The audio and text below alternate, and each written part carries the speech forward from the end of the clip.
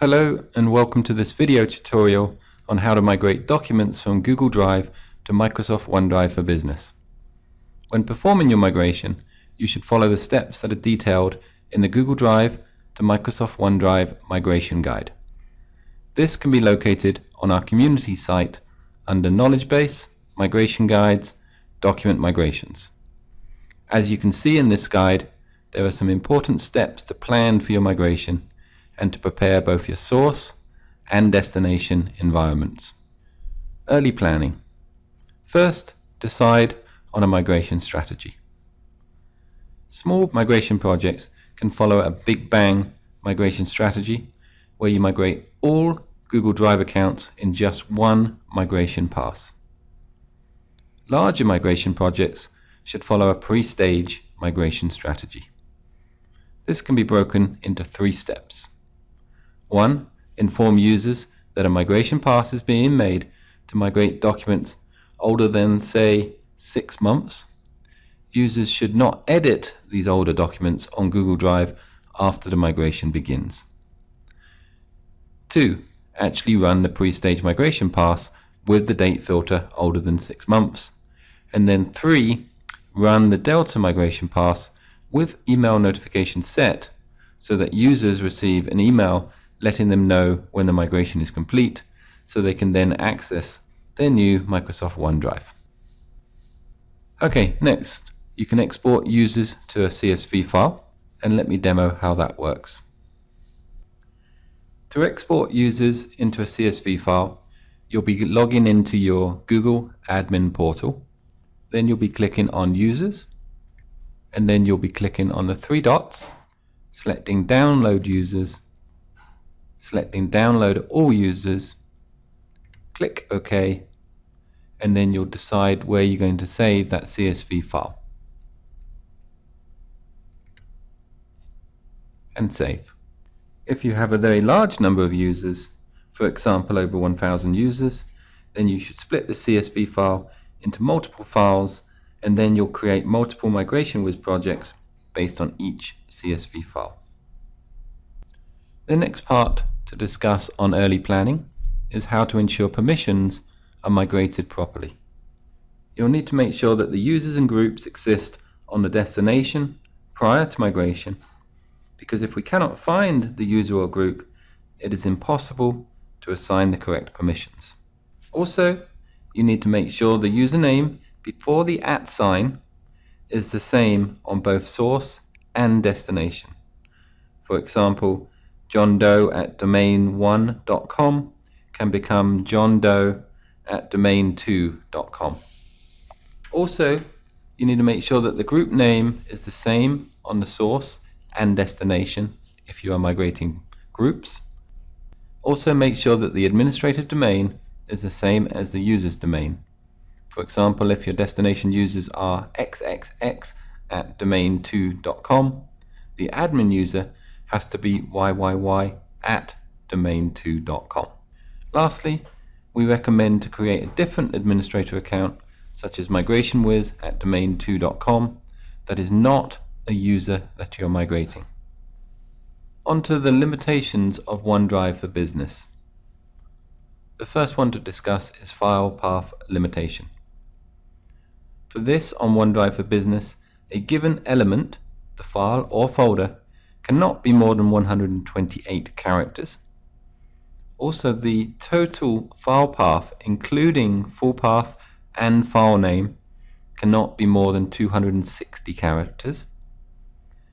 And then all of them have to be URL encoded, so many characters count as 3 characters, so the limit can be reached faster than we first expect. So if you are encountering lots of errors with request URL too long or other issues due to folder names or file paths being too long, you can actually enable the advanced option shrink folders max length equals n, where n is the max length that we can tolerate before shrinking. We recommend shrink folders max length equals 200. This should be enabled on a case-by-case basis. You could create a connector for it and move mailboxes that got path too long errors into it. It is not recommended to use it on every mailbox by default, as many mailboxes should be below the limit, and being too aggressive may cause truncation, while normal migration may actually succeed. Okay, the next limitation for OneDrive for Business is the number of files limitation. Microsoft OneDrive has a number of files limitation. It used to have a limitation of 20,000 items, both files and folders per collection. They have recently increased this. However, once you reach 20,000 items, when you migrate to the OneDrive, any items that are larger than the 20,000 old limit will be read-only and permissions will not be migrated. Therefore, it's best to ask heavy users to reduce the number of files at the source before the migration. Next, the file folder name extension limitation. The list currently contains .ashx, .asmx, .json, .soap, .svc, and .xamlx. Next, multiple files with the same name limitation. Google Drive allows the user to create multiple files in the same folder that have the same name. This is not supported on OneDrive for Business. Therefore, Migration Wiz supports an advanced option, rename conflicting files equals 1, to handle these. Next, files created inside shared folders limitation. On the left-hand side of this screen, you can see an example of a project. In the default mode, when Migration Wiz migrates these users to OneDrive for Business, any content that is nested in a folder owned by a different user will not be migrated. To avoid this, I prefer using moderate migration mode for your migration instead. You set this under Advanced Options, Support Options, Document Browsing Mode equals Moderate. With this flag set, folders that were created in Google Drive are treated as permission folders when migrated to OneDrive. During migration, Migration Wiz will determine the owner or creator of each source folder in Google Drive and create a corresponding folder in the same user's OneDrive document library. The resulting OneDrive folders, by virtue of being in the user's OneDrive document library, are permissioned such that the original creator is owner admin for the folder. In the case where a folder is shared with other users, Migration Wiz will be permissioned to display the folder in the other user's shared with me view in OneDrive. The example on the right-hand side of this screen shows what it would look like after migration using moderate mode. I think this is a much better way of performing the migration because all of those documents and the shared with me documents will be migrated properly. The next thing to talk about is how to prepare your source environment. So I'm going to demo on how to enable OAuth 2 on your Google Apps admin portal. So you'll log into Google Apps admin portal. Then you'll come to security. You'll scroll down. You'll click on show more. Click on advanced settings. You'll scroll down.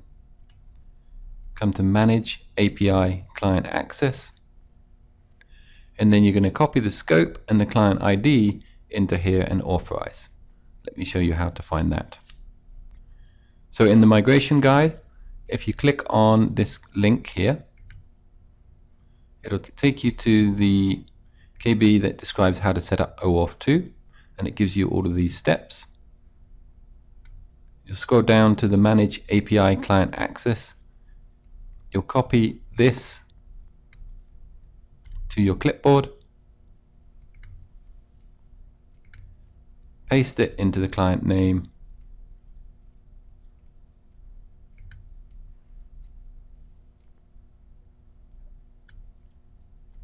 you'll copy this scope.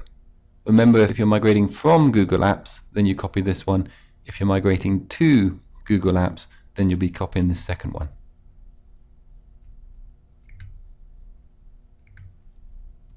Paste it and authorize. Come back to the guide. And the other thing to do for Google Drive migrations is if you scroll down, you need to make sure that Enable API Access is set. And you'll find that under Security API Reference. Let me just show you that.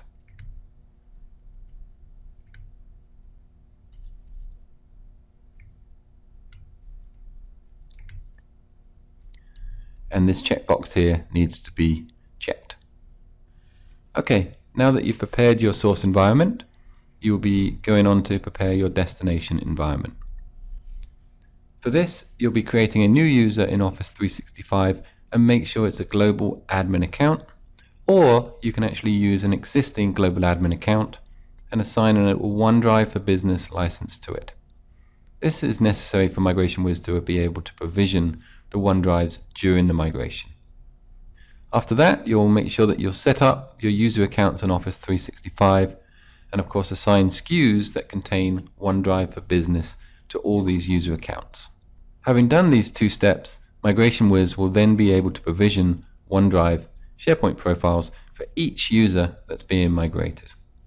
Okay, so having completed the early planning steps, prepared your source and your destination environments, now you're ready to actually perform a migration using Migration Wiz. So you'll log into Migration Wiz. You'll come to Go to My Projects. You'll click on Create Project, create a document project, and then you'll fill out the sections to create your project. First, you'll give it a name.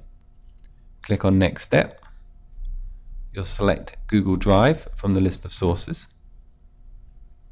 You'll enter your administrator email address. You'll enter your domains. If you have more than one domain, you can click the plus sign and repeat for the extra domains. If you just have one domain, you can click Next Step. For your destination, it'll be Microsoft OneDrive for Business. You'll make sure that you click on the checkbox to use administrator login. You'll put in your global admin account or the other account that was set up with global admin privileges. You'll enter the global admin password and click Next. This will provide you with a list of KB articles that are relevant to your migration scenario. Once you're ready, you can hit Save and Continue, and you'll be taken to your Migration Wiz dashboard. A couple of notes when creating these is that for the admin credentials at destination, it's easiest to use the vanity domain name rather than the .onmicrosoft.com domain name. This way, the domain name will match the domain name of your users. Alternatively, if you want to use the admin credentials with a .onmicrosoft.com domain name, then you must change the usernames to also use the .onmicrosoft.com domain name. These can be set in your CSV file before importing or afterwards via PowerShell. And we have a KB article that explains how to do this. The number is KB005117. Lastly, it is highly recommended to ensure that the admin account and the users have matching domain names, whether it's the onmicrosoft.com domain name or the vanity domain name. This will ensure that permissions are correctly migrated over. Now that we've set up the project, we want to customize the project using advanced options. From your main dashboard, you can enter advanced options by clicking on Edit Project and then selecting Advanced Options. The following advanced options are most useful for Google Drive to OneDrive migrations. First, if we scroll down,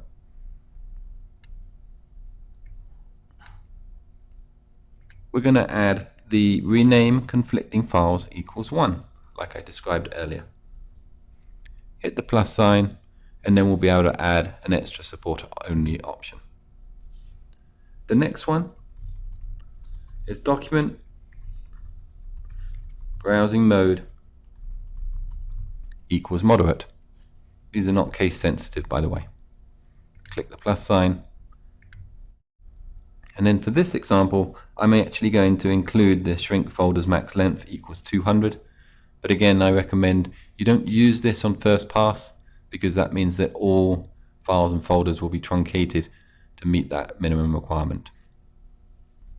Once you've set all of your advanced options, you can save options and it will turn you back to the dashboard. Once we're at this dashboard, it's time to start adding users. To add users, you can do quick add, and then you'll add the email address at the source and the email address at the destination. Save item and add another one, or if you're just doing one, save and close. Let's hit the up arrow to go back to the dashboard because we're actually going to do a bulk add. Then you'll click on choose file. You'll scroll to the directory where you saved that CSV file earlier. And then you'll import your users. For the purpose of this demo, I'm going to migrate users test user 001 and test user 002. You can set this beforehand in your CSV file by setting the destination email addresses, or once they're in here, you can just add them to this particular column. Once you're finished with your user list, hit save, and this will add them to your Migration Wiz dashboard. The next thing to do is to purchase document migration licenses. You can purchase document licenses by clicking on the $ here and then looking for document licenses and selecting the number of users that you're wishing to migrate. You must remember that each license allows up to 10 gigs per user to be migrated, and it allows up to 10 passes. So if you have users that have more documents than 10 gigs, then you'll have to work that into your calculations in terms of how many licenses to purchase. Having purchased your document migration licenses, it's now time to perform the actual migration. When you're doing this, you'll want to inform your users that a migration is occurring. If you're following a pre-stage migration strategy, then you need to provide users the time and date that you'll be performing the final Delta pass. If you're performing a big bang migration strategy, then you need to provide users the time and date that you'll be performing the full pass migration. So, how do you actually perform the migration? Well, you can select individual users here, or you can select all your users by coming up to this checkbox and checking it here. Then you'll be coming to the Start button, selecting it, and then you can either verify credentials, which is going to make sure that the account exists on both the source and the destination, and we have the necessary privileges in terms of admin rights to each of these mailboxes to perform the migration. Or you can do a trial migration, which is going to do a verify credentials, and then it's going to migrate a very small amount of data from the source to each destination. Neither of those require any licenses before they can be run. But if you're ready to migrate, then you can do either the full migration if you're doing the big bang, or you can select pre-stage migration if you're following a pre-stage migration strategy. So let me show you how that works. Click pre-stage. You'll see here that it requires 2 document licenses. You'll also see that it's going to migrate the documents and permissions. And this is where you can set the modified date is older than. So here I'm going to say, let's migrate all documents that are older than 6 months. So today's date is July the 7th, so I'm going to go back to January the 7th. And I'm going to give it a 00 for midnight. So that means that when I start migration, it's going to migrate documents that are older than 6 months only. So the users can still access those Google Drive documents that are younger than 6 months, and then when you do the full migration pass, that's when you inform the users that you're doing the migration and they should not edit those particular documents. You'll see that when I select pre-stage migration and start the migration, the status will change to queued, and then it's going to run those verification checks, and then it's going to begin migrating, and you can see that test user 002 is currently migrating. Okay, as you can see on the dashboard now, the status has changed to completed. You can click on the individual users here, and then you can look at all of the folder summary, migrated items, if there's any errors, which there aren't. And if you scroll down, you'll be able to look at the migration history, so we can see that we did a pre-stage migration pass. And you can look at both the source and the destination speeds, and then you'll be able to look at different graphs.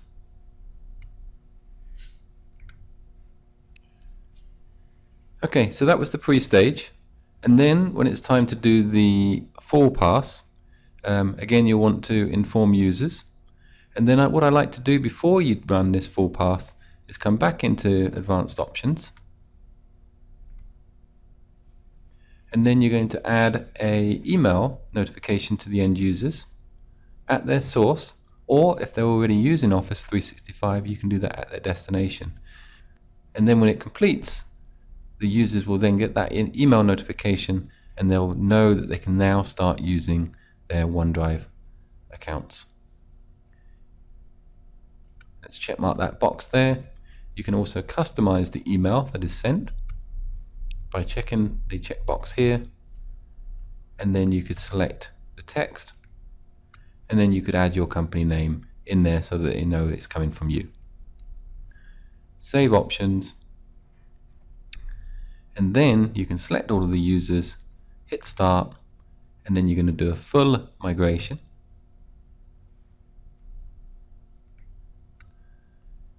It's going to migrate the documents and permissions.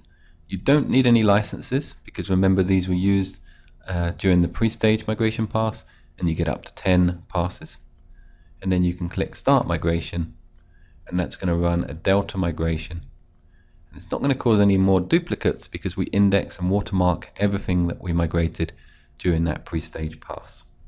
You'll see that the status changes to submitted. I can hit refresh button, and you can see that the status has changed to queued now. Other things in here, if you have a lot of users, of course you can use the sort button, and then you can sort by any of this criteria. We're currently sorting by alphabetical order against the source email address. We also have filtering options, so you can filter by any of these.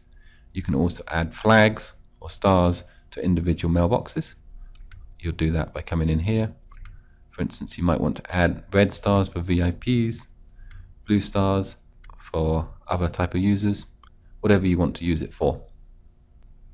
You'll see that the status has changed to migrating now, and we'll let that run until completion. Okay, the status has changed to completed. If there were any errors, they would be listed here, and this is where you do another pass by coming up here, selecting all the users, hit start, and then do a retry errors, and then that would do another pass where it retries just those items that were listed as errors, but there aren't any errors listed for this very small migration demo. If any of them fail, then you'll see a red failed in here, and then you can click on failed, and then it will tell you the reason for failure, and it will tell you whether it's failing at the source, Google Drive, or at the destination on Office 365, and it will give you a reason for failure. If problems persist, then you want to contact BitTitan support. The easiest way to do that is to click on the question mark from your dashboard, select contact support, fill out the form here,